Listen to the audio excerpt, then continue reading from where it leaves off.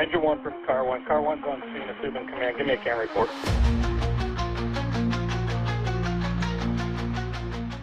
What's going on, everybody? This is Mike Goldstein, Stickers of the CAN Report. Nozzle top, everybody.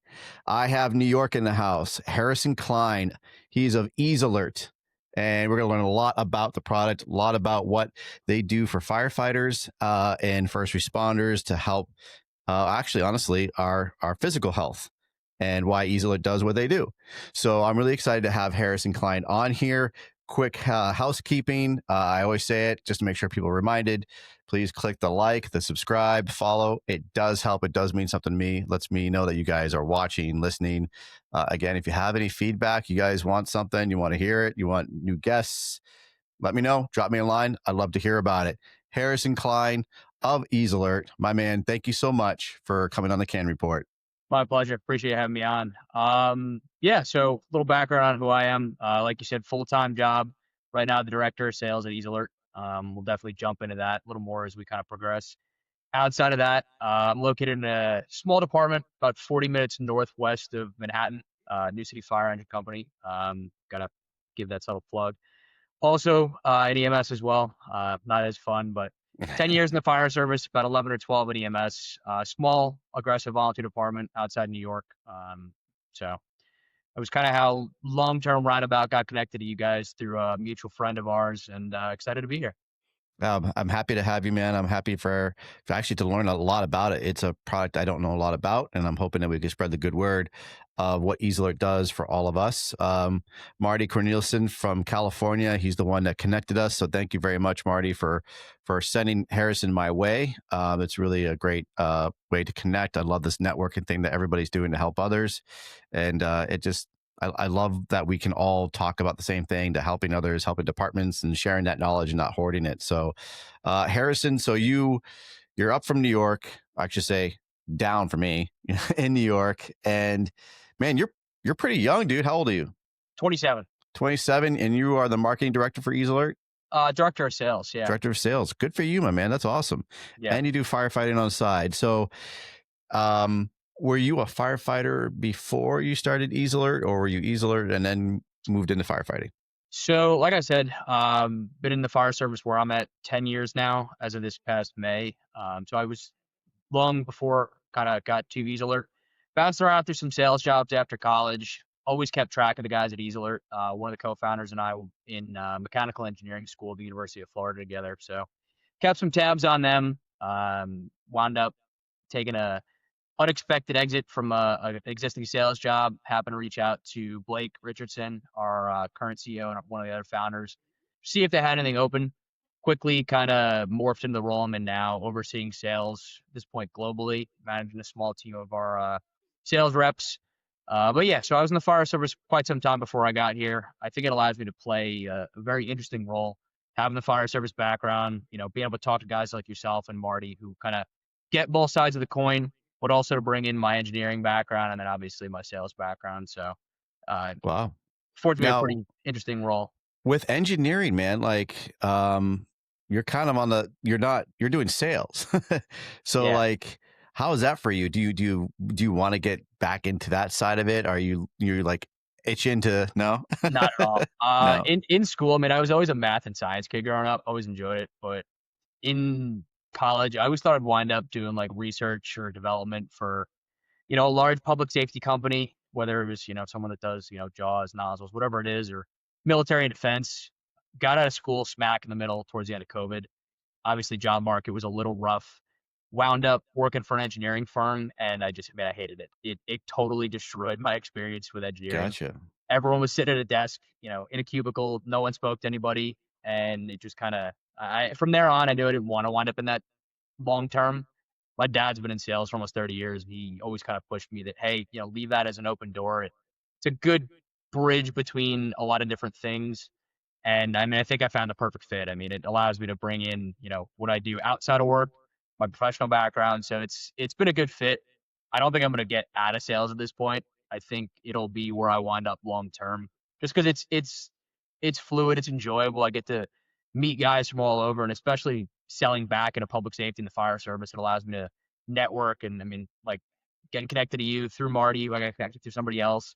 it's just like those little dots on the map that I'm just Yeah. meeting and talking to people throughout the country. And it's been cool. It's been fun. I love it, man. I also love that you stated earlier the importance that you are a firefighter as well, and you work EMS, and so you understand what you're selling, the purpose behind it, and like you said, I'm not gonna want to hear someone selling me nozzles or hose lines, that sits in an Exactly. office all day and never put their hands on the product. I'm going to turn my brain off and I'm going to walk away. We need Yeah. people that live and breathe what we're doing and have a vested interest in it. And I think that's great that you're doing both parts, and that really helps to sell the company, but also sell yourself because you know what you're talking about. Like I said, it's going to be real hard if you've never done the product, and you're going to say, Exactly. I hear it's good, but I can't tell you. So Yeah. that's great, dude. So, what got you into EaseAlert? Like, So what like I is it said, about that company? the one of the two founders was in engineering school myself. Towards the end of our time in college, they had done kind of like a business innovation conference and they won. This is an idea that Blake had Hmm. in one of his courses. His dad's been on the job for about a little over 20 something years down in Fernandina Beach. He's a battalion chief now. This is an idea he had at the breakfast table with his parents one day. It blossomed from there. He pitched it to an innovation class that he was in college. Wound up being selected as like the idea for the semester, and that's where eventually he met Elazar Tonev, who was the other co-founder, the engineering side of the house, also a mechanical engineer. And that was kind of where my first kind of introduction to them was. I just saw it, thought it was really cool. Obviously, like you said, it's something I've lived and breathed for a while. I've had a pager on my nightstand for the past 10 years. So it's something that I was like, all right, this tracks, this makes sense, this is cool. Like I said, bounced around through some sales gigs throughout my time right after college. Didn't really find a great fit. Um, Spoke to Blake, was doing some stuff with them on the kind of the behind the scenes, working with them on some meetings and some trade shows. I would go with them and more of a, like subject matter expert, fireman in the room, help them out. Just timing wasn't right for a few other times we had tried to maybe make something work out. And like I said, when I unexpectedly got laid off from a job, May of 24, called Blake on a whim and just said, "Hey, this is this is what happened. Tail between my legs. Was 2 weeks out from closing on a mortgage. I was like, hey man, I'm in a bad way." And thankfully, they were looking for somebody to help get their sales team up and running, and that's kind of where I jumped in. Quickly grew sales team. We were working with some outside people, some internal people, but that was kind of how I got to them. And like you said, it's now. I mean, it's been almost a year and a half now. It's been a ride. Startup world is a fun world to be in, but it's a lot of work. It's busy, but it's fun. How old's the company? Company's been around since about 2019, roughly 6 years. 2019. Okay. Been on the market out in the field for almost 5 years now with living breeding product. Great. And so, why did Blake start the product? So you talked about how he came up with the idea. What made him want to come up with this idea? So like I said, his dad's been on the job for over 20 years at that point.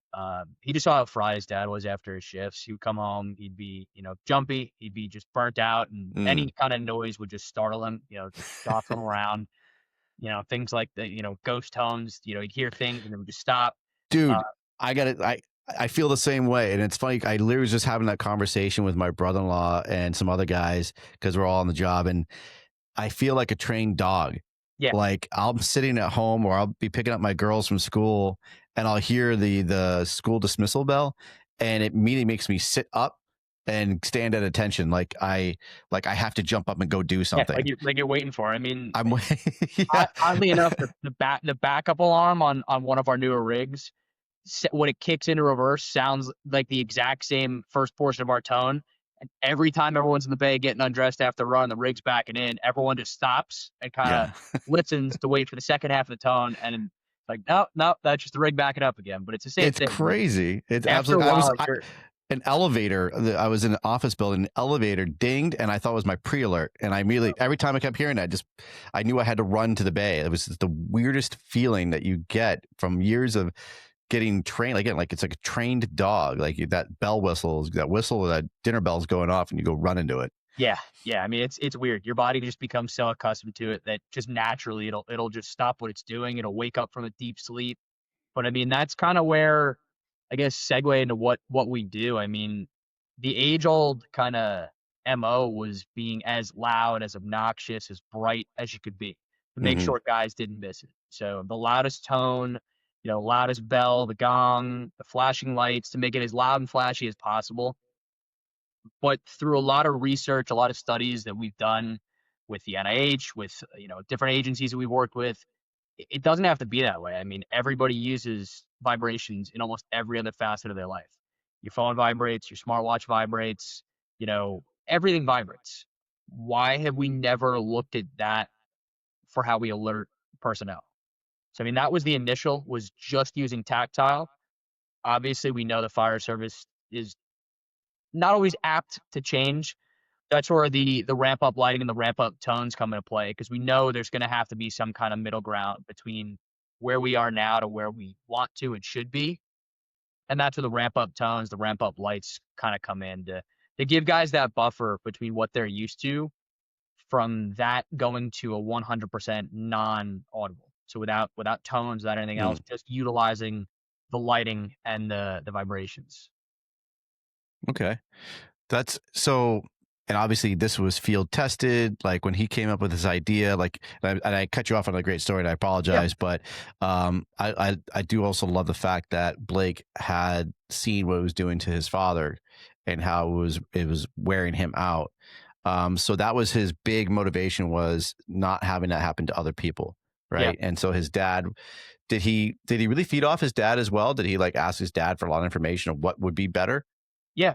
So, I mean, initially his dad was kind of that, go get it mentality where he's like, yeah, this tracks. Go do it. And then the first instance was his dad's own department, kind of talking to them. Chief was kind of the same mentality, like, yeah, like build me this. Let's see what it does. From there it was, St. Augustine, other departments in the Northeast Florida area. And then from there it just kind of just started blossoming. Hmm. Um, but yeah, I mean, we all know what it does. I mean, you wake up from that tone 3, 4 o'clock in the morning, and you have to get your bearings straight for a second. It's like, all right, wait, where am I? What am I doing? I mean, like I said, for us in the volunteer service, I still have to get up, get dressed, get in the car, go down to the firehouse, get dressed, get on the rig. And sometimes you wake up and it's like up from down, left from right. It's like, Hmm. you know, so that's kind of where that all comes into play. But EaseAlert is, I mean, we're changing the game. I mean, everything is, like you said, it's firefighter health and safety focused. We know the number one killer of firemen right now is cardiac related death. We know that. I always thought the most dangerous time for the firemen was obviously first 5 to 7 minutes of getting on scenes, where all those written mayday scenarios, tend to happen. It's even prior to that.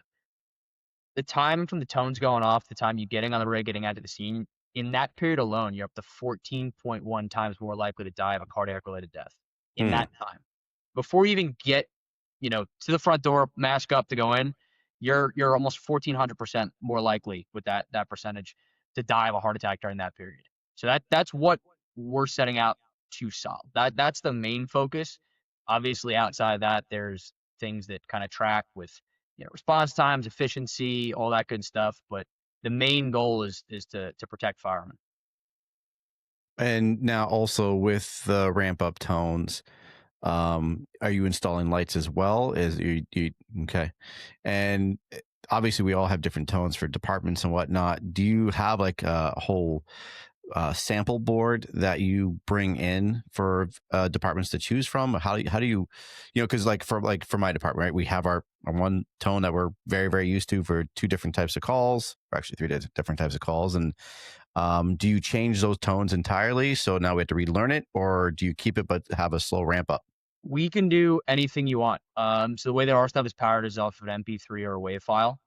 So if you send us what you got, we can take that and convert that into, just basically take the sound file and just stretch it, and Okay. it'll be put into the speakers right off the bat. That's one way that we can do it. We also have our kind of standard just ramp up tone that we use if departments don't really have something they want to use, or depending on how we install, one of our partners has a tone generator built into their unit that we can use that's got a whole host of different ramp up tones. Oh wow, that's great. Yeah. And let's go and looking on your website here, which is a great looking website. you have great data in here. I see as well. EaseAlert improves health impact ratings by 169%. So how do you Yeah. get those numbers? So it kind of comes from that is from the NIH clinically funded study we did with Central Jackson County Fire Protection District and Stillwater, Oklahoma Fire Department. So we ran kind of a limited trial with those two departments over a 6-month period. We basically that's the qualitative data so far. The quantitative stuff is still being kind of milled through and processed. We basically asked guys beforehand and after of using what they were using beforehand and then utilizing EaseAlert. We asked them to rate out of a sliding scale out of 100. And then prior to utilizing EaseAlert, guys are rating what they were currently using at about a 25 out of 100 in terms of, what the impact on their health was. After the fact, we jumped up to roughly about a 75 in that ballpark. Mhm. So just that pretty significant increase is where that comes from. Wow. Pretty astonishing results. I was honestly surprised even myself, Yeah. knowing how hard it is to get firemen to adopt change and even agree on things. So the results are pretty astonishing, honestly. And I'm going to bring up so we can look at this together. And mom's gonna Uh, get like, you know what? So I have our screen up real quick too when you get back there. Oh, you got stuff. You got I've toys. All got I've right. got good choice. So I'm bringing up your stats here, my friend. By the numbers, compared to audible alerting systems, EaseAlert improves health impacts by 169%. 95% agree or strongly agree that EaseAlert is less startling.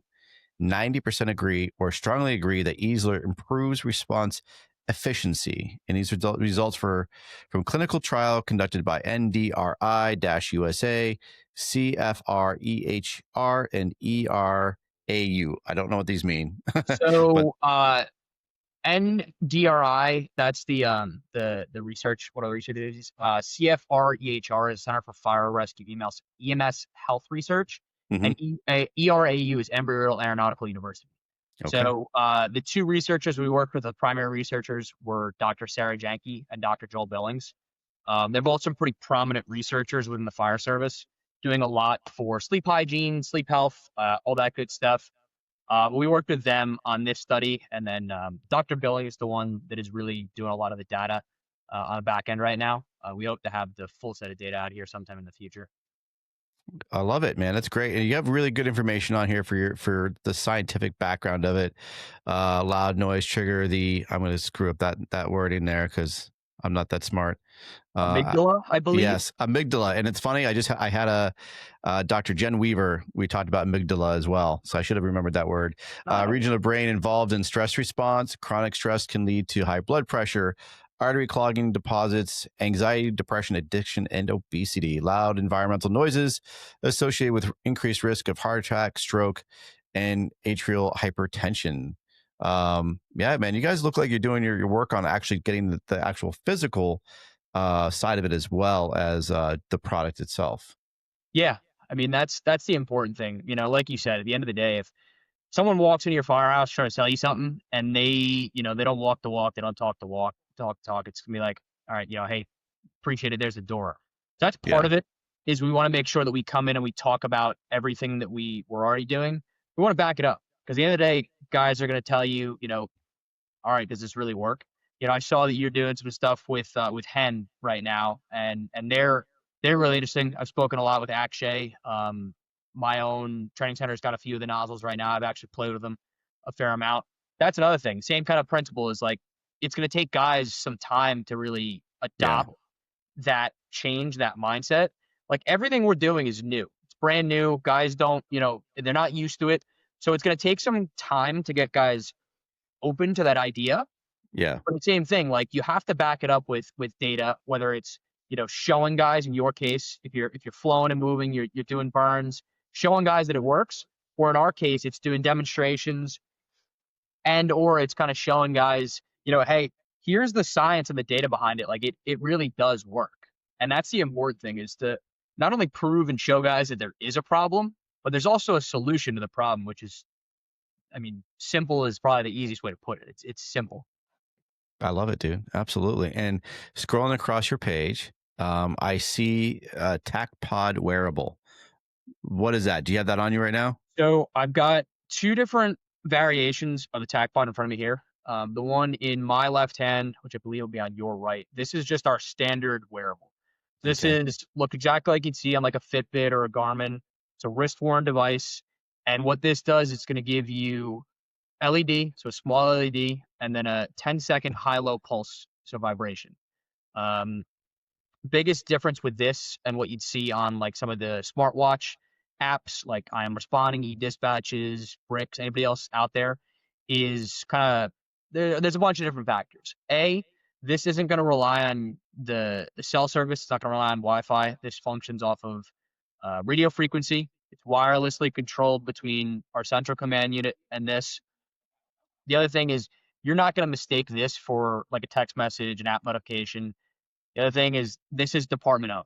So I know a lot of departments, guys are allowed to use their smartwatches, their Fitbits, whatever it may be, to notify them. There are some cases we've spoken to departments where that becomes subject to, Freedom of Information Act, where, God forbid you miss a run, they can actually grab the information from your device and say, hey, were you notified? So that's one big thing is these are department owned, department managed. You can't mistake this for a text message, but it's also going to give you that tactile alert. So this is the original kind of TacPod, the wearable device itself. Like I've got on a Garmin right now. A lot of guys don't want to wear multiple things on their wrist, whether it's 2 on one wrist, 1 on the other wrist. That's kind of where iteration 2 of the TacPod comes into play. Does it go on your ankle? It can go wherever you want. Actually, there's just like, I know I'm not the only one who's ever said it. And I know right now I can't be the only one who is thinking this, if they're hearing this or watching this, that it's like you're under house arrest and that you're wearing that device, that tracking device. And that's why I said, does it go on your ankle? Because it's the first thing I thought of is when you brought that out. I'm like, oh my God. Firehouses where guys have asked us, can this go plenty of other places? And right. Like if I go outside my walls, am I going to get shocked? Or are the police going to come? So that exact question is kind of where the second iteration of the TacPod comes into play. All the technology is quite literally, it's this big. That's all it is. And with that in mind, we can kind of migrate to 2 different variations of how you wear this. So I've got an existing smartwatch. We've got a little adapter that you can slide onto your existing smartwatch band. And then from there, I should have done this beforehand, but so for guys that already have one on, that they don't want to wear 2 things, take this, pop that into there when you get on shift, and you wear your watch normally. Okay. And so it's, it's out of sight, out of mind. It's already on your wrist. You don't have to worry about it. You're not putting something else on. You're already used to it being there. Some guys don't like to wear anything on their wrist, which is kind of where another variation of wearing the TacPod came into play, which is on like a dog tag. Oh, nice. So you can wear this on your neck like a dog tag that you normally would. It's all preference. That's one of our biggest benefits is we like to be modular. We like to accommodate what guys want to do or don't want to do. Some guys, depending on their bunker coat, they've got the really tight wrist gauntlets. They don't want to wear anything. Yeah. Some guys, want to wear 2 things, one arm. Some guys want to wear nothing. And that's kind of where, if I can get this. For the TacPods, I imagine are waterproof, correct? Waterproof, dust resistant, heat resistant. How about like impact and stuff? Yep. Yeah. I mean, fireman proof doesn't exist. We know that, but these are designed to be as firefighter proof as we can make them. That's why I asked, because we definitely are good at breaking shit. Yeah. I mean, so these won't degrade like heat wise until 180 degrees Celsius. So if you're in an environment that's at that temperature, you're having a bad day to begin with. So don't wear them for live burn trainings. I mean, and honestly, you could. You really could. I mean, 180 degrees Celsius, if you're in a prolonged environment, I mean, listen, live burns is where you can see that kind of heat because guys like to get those cranking, but you can wear them. Obviously, everything's got a failure point, but like I said, these are designed to be worn under your bunker coat. They can withstand up to 180 degrees Celsius before there's any kind of material breakdown. What's the shelf life on the TacPods? Like how many years? I mean, we've got them out in the field for 5 years now, and they're still functioning, haven't been replaced at all. And just a simple battery, like you a cord charger to charge the battery on it, or is it a charging station? Similar to what you'd see, we can do it either way. We've got little individual chargers that, and that's one of our benefits as well. I didn't really touch on is we're all powered by USB-C. So everything, you know, able to be plugged into a standard wall outlet. If I can get this cable out. And this is what the charger looks like. Okay. So it's magnetic, clips right into the back. So we can do a single charger like that, or we've got bank chargers. I was just gonna say, for like portable radios, mount it up on the wall wherever you get your radios from or your day room. We'll usually provide 2 full sets. So 6 guys on a tour, you'll get 12 of them. 6 will be charging, 6 will be on the guy's wrist when they do their pass downs in the morning or the evening. They swap out. Battery life, we rate it for 48 hours. That's with receiving 200 alerts. Wow. It's not many departments at the country that are doing 200 runs in a 48. You're probably so burnt out that you don't even know where you are. But yeah, so roughly 48 hours what we estimate them at, which is good now because a lot of departments go to the 48, 96. And now also, do they have tracking capabilities? So if I lose it, no, okay. All it is just delivers the alert. That was one of the biggest concerns we got. These guys don't want Big Brother watching. They don't want it pulling their heart rate, their blood pressure. They don't want it grabbing any of that stuff. So all that does is delivers the alert. So the tactile and the LED alert, that the capability is there in the future to do that kind of stuff. It's just as it sits now, it's just strictly delivering the alert, one-way alert, and that's really about it. Gotcha. But yeah, so I mean, outside of the guys that don't want to wear anything, that's where this kind of comes into play, called the Bunk Alert. Basically, that's a vibration motor that gets installed in between the mattress and the bunk. So when you receive an alert, you're going to get a ramp up light here, and that's going to be vibrating for a period of about 60 seconds, and there's the controller for it. So for guys that are really heavy sleepers, they could dial it all the way up to 100. Guys that are really light sleepers, they could dial that back down to 0 or turn it off altogether. Like we said, we like to be end user customizable so that guys can kind of get anything that they're looking to do and be able to kind of change as they see fit. Wow, it's I love the out of the box thinking that you guys did. Like the TacPod at first, I'm like, man, that's good. That's a dog collar for me. It's like under house arrest, but at the same time, I really actually it makes sense. It's a very cool product to have, and again, it just shows you guys are thinking proactively and not reactively. The Bunk Alert, the fire service, right? I like the Bunk Alert, man. That's really cool. And so you have a display board as well. What's that about? So similar to what you'd see with any of the providers in the market, we can take in the information either from your CAD program.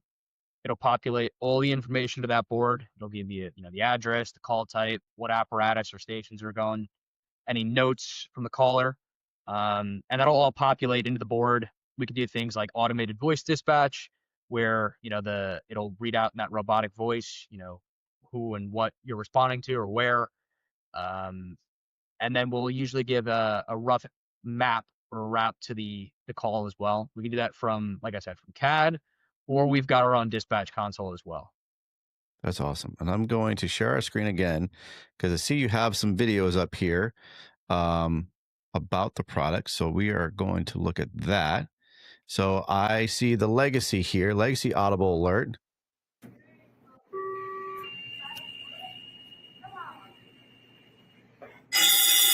Oh my Lord.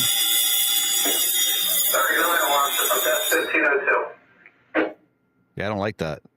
So yeah, that's how it's been done for 30, 40, 50, 60 years.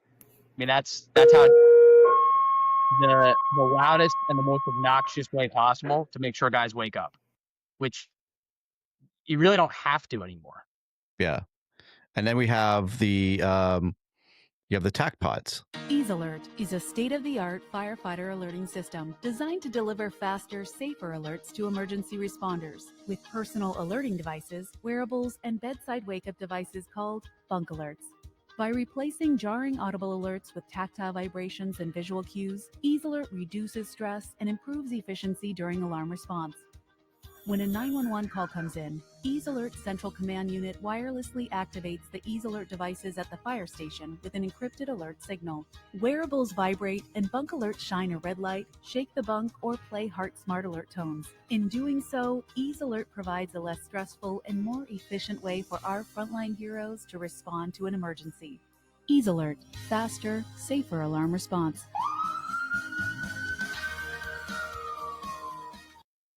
I love it, man. You guys have put a lot of thought into it.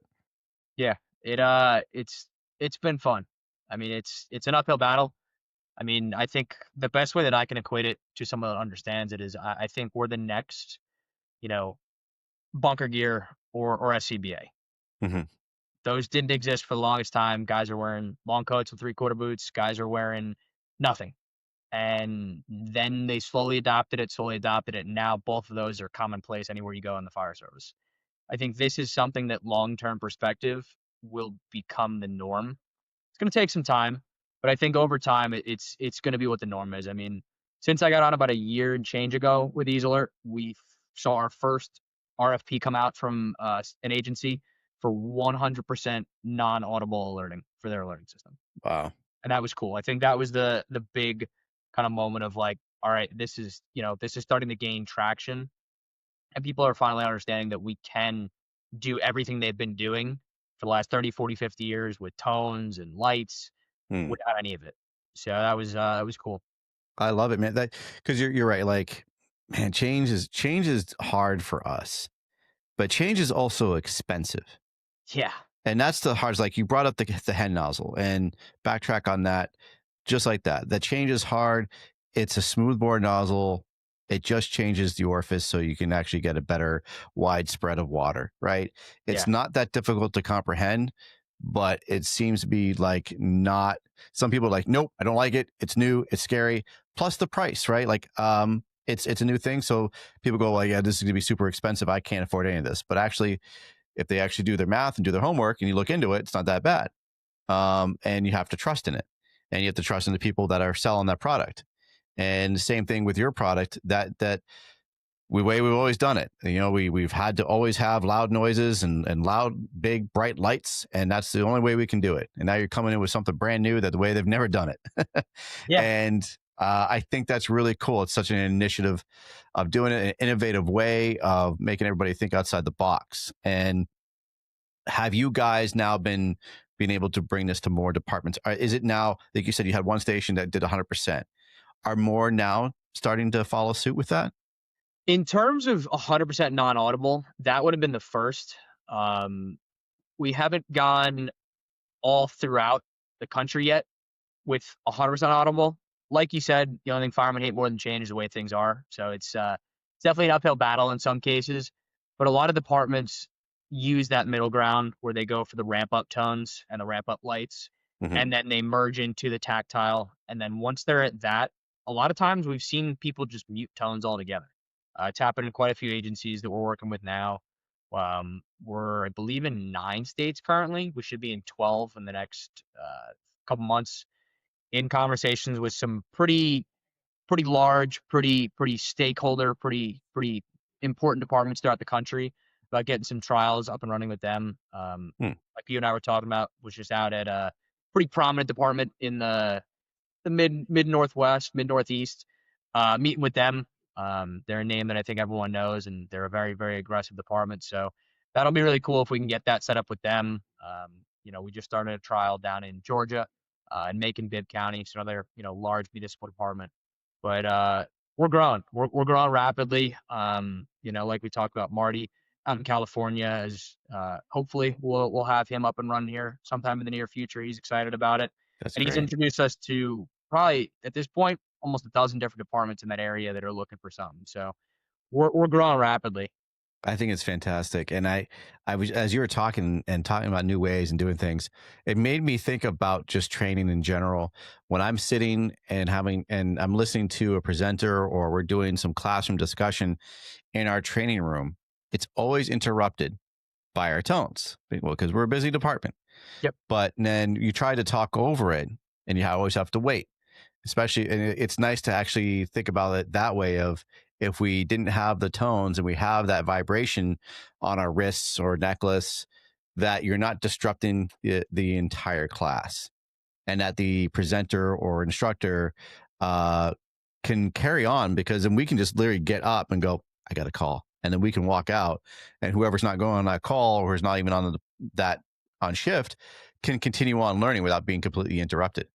Yeah, and that's a pretty good point. So I mean, what you saw in that video before, I mean, everyone's going to hear that, regardless of if it's a multi-company house or a single company house. You're all going to hear that. You're going to see the lights. That's one other thing that we do that's pretty big. We do unit specific alerting, and then we're also expanding on that capability here in the near future as well. So we can set those TacPods up to be assigned to a specific piece of apparatus. So we obviously, every station will receive their alerts, but like, I don't know, your house, are you guys a single company, multi-company? What do you guys run as? We're multi-company. Okay. So for example, let's just say we got 12 guys on a tour, 4 for the engine, 4 for the truck, 2 in the chief's car, and then 2 on the rescue. We can set everything up to have different unit specific channels, that as long as there's a way for us to discern that information on the input, whether it's through CAD, through different tones, whatever it might be, you guys could be standing next to each other in that classroom. Your TacPod goes off, the guy next to you doesn't. You go, he doesn't. Same principle at nighttime. Individual bunk rooms are really good.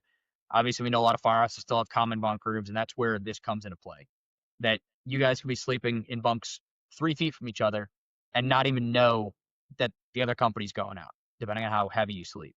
That's the other big thing is obviously we know, if you're on an engine company or an ambulance or a rescue, whatever you call it, in your neck of the woods, you're going out 3, 4, 5 times in the course of, an overnight.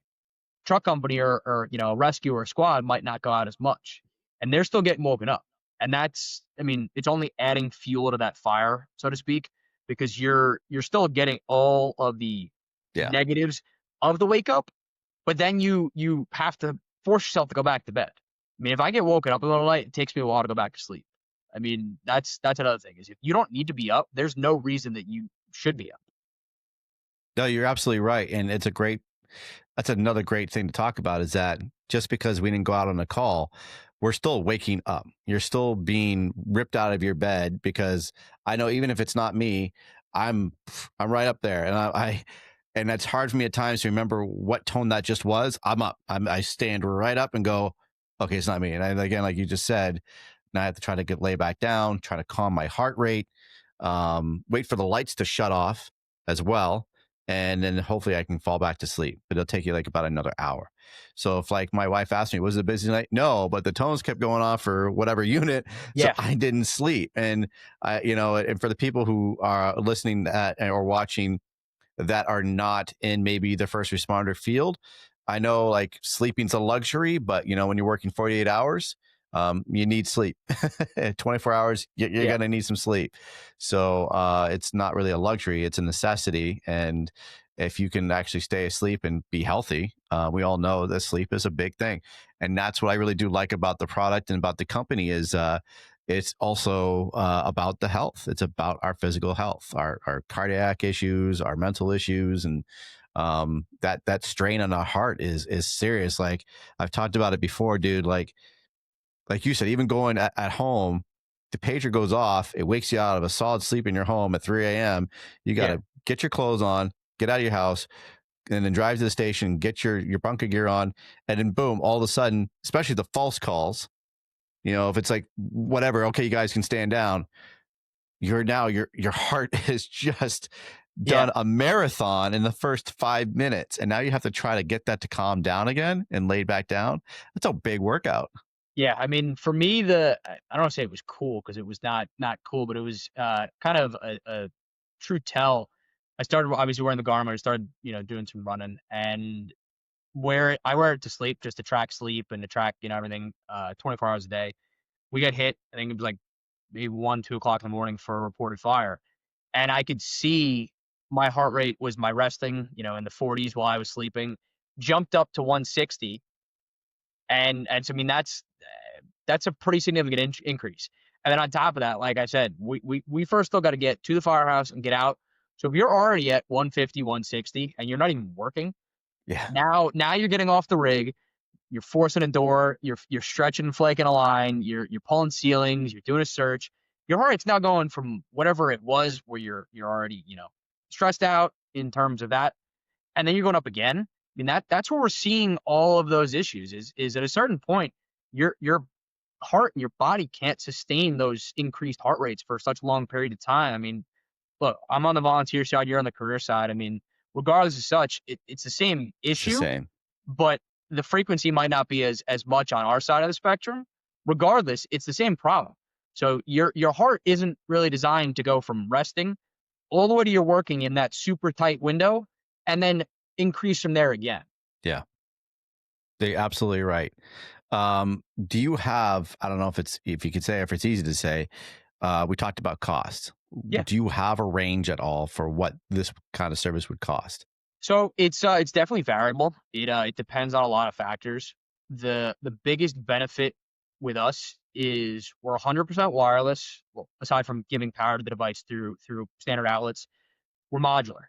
So it's not like when you go, let's say you go and buy a car, you're shoehorned into buying a different package to get, oh, I want a sunroof, or I want, the better speakers. You're shoehorned into buying certain things.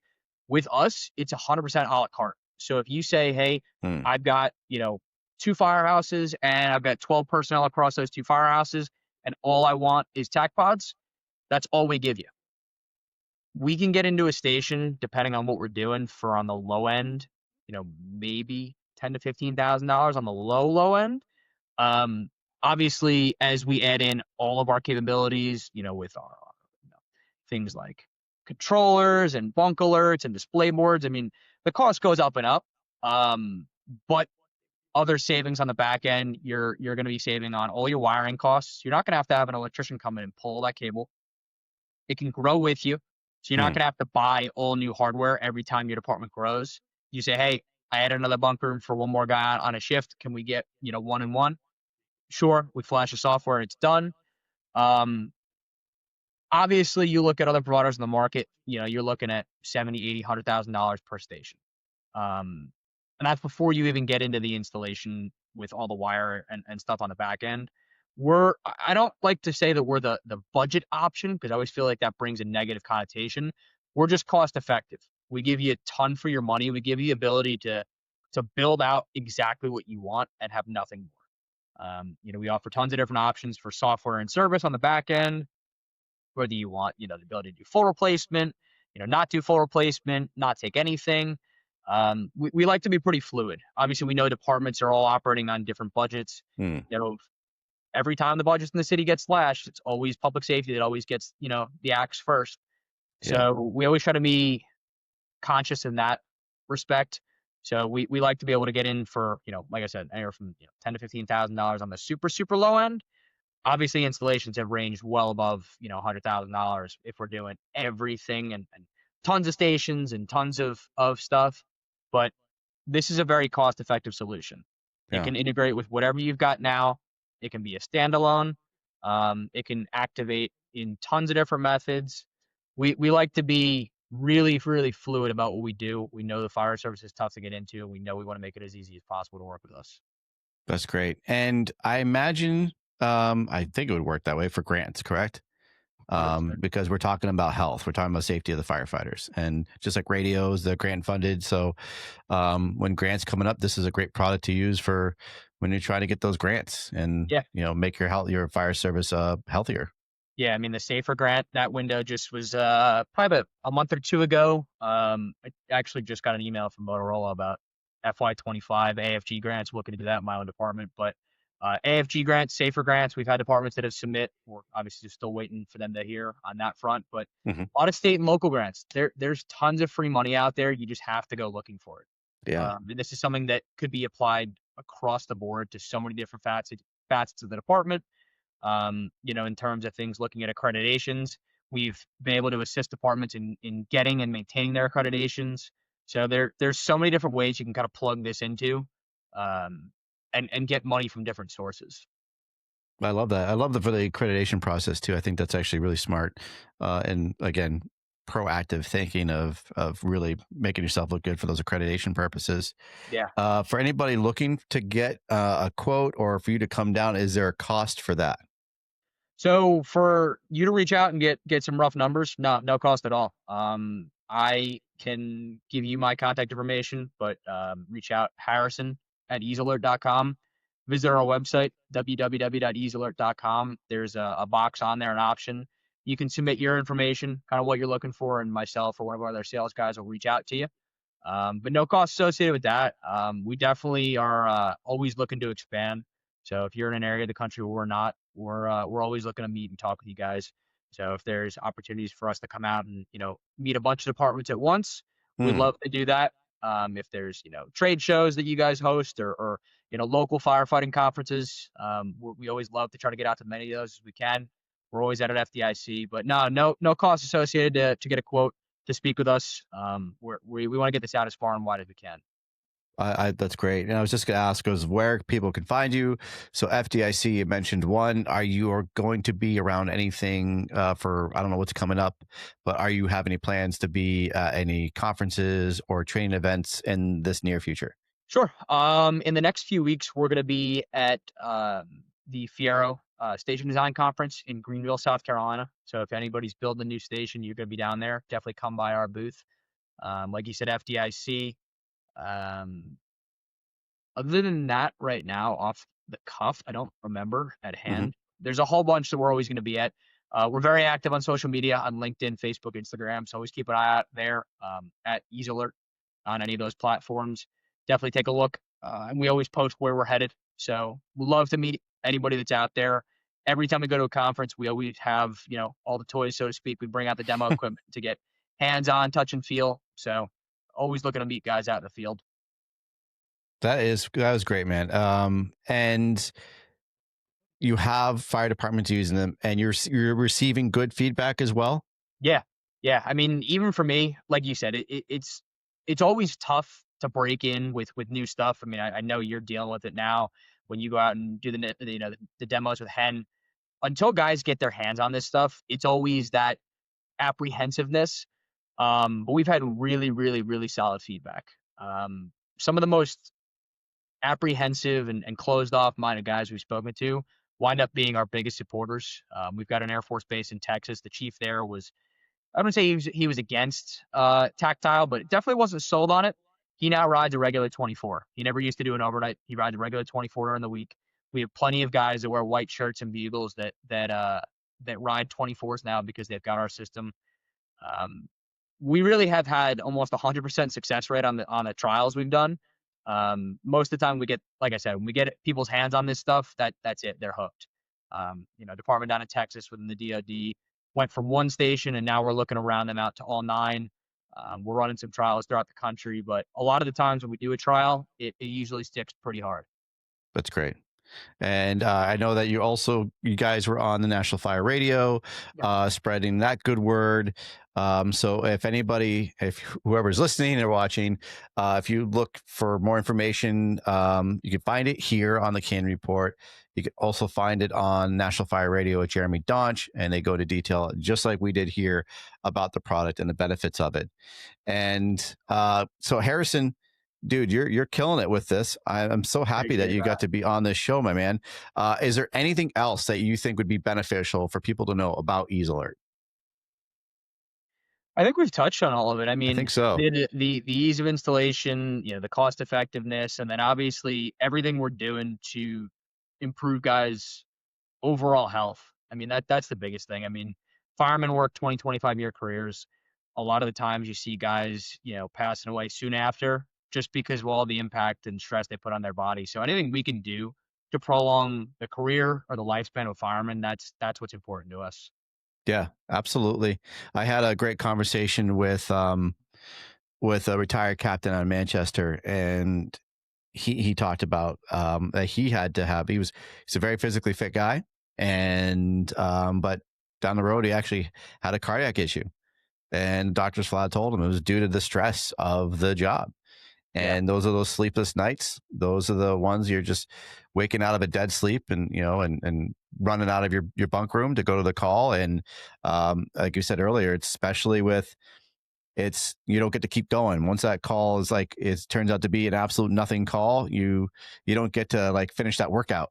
Yeah. You're ready to go. And now you have to tell your whole body just to stop. And that's again, I can't express this enough. That is the hardest part, I think, is when your whole body is just tingling with excitement. And then all of a sudden you have to tell it to stop. And, that's how do you get rid of that? And when you're doing that constantly, for your shifts, it's not a good thing on your body for sure. And I can't express enough. I love that EaseAlert has thought about our health and what we need to keep ourselves going, especially after our careers are done. That's the most important part, because man, that's the suck part, dude. You get out of this job and you retire and you have some kind of medical issue because you weren't taking care of yourself during your career. So this is EaseAlert is looking to help us and to give us a long and healthy career and a healthy long retirement. Yeah, exactly. Man, that's great. So I appreciate you, Harrison. I appreciate EaseAlert. So if anybody's listening, please reach out to them. Harrison did give his email. He gave the company's website. I will be listing that on when this is released, so everyone can have that information. And if you need any assistance from them, you can reach out to them on their social media platforms. I'm on their Facebook page now. They've got a lot of great information, complete with updates and anything else you need to contact with them. They have some really good informational videos of how the system works and testimonials. And you guys are just you're killing it with the market, dude. And I absolutely love seeing it. I love seeing people who are here to make the fire service better. Yeah, I appreciate it. Appreciate having me on. Absolutely. I'd love to have you on again, see how the future is growing with EaseAlert, seeing what they're doing, seeing new products come out. This, again, is very forward thinking. I was laughing at first about the TacPods, to be honest with you. I was like, oh my God, I got a dog collar on me. But as I think about it and as we're talking about it, it makes sense. I'm thinking like I'm barbecuing or I'm working out and I don't want to have the portable radio. Yeah. If I have music on, I'd love to work out with music on. And I maybe don't hear something. My wrist is going off. I got a call. That's commonplace. The gym, if guys are doing truck checks in the morning, obviously you run saws, you run tools, you flying the aerial, you're not going to hear anything.